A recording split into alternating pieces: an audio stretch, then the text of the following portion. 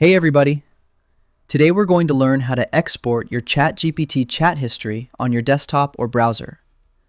OpenAI allows you to download your entire conversation history in a single structured file. Navigate to the bottom left corner of the interface. Click on your profile name and select Settings. In the Settings menu, click on the Data Controls tab.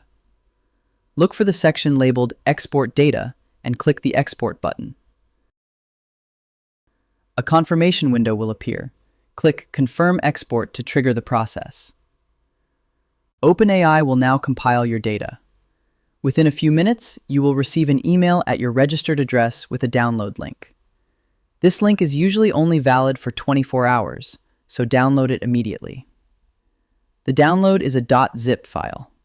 Once extracted, open the chat.html file to view your history in a readable browser format, or use conversations.json if you need the raw data for other applications. Forward-thinking tip. This export includes your entire history, including archived chats, but it does not include your memory or custom instructions.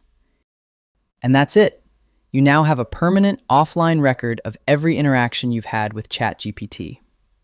I hope this helps with your current and future projects. Thank you for watching.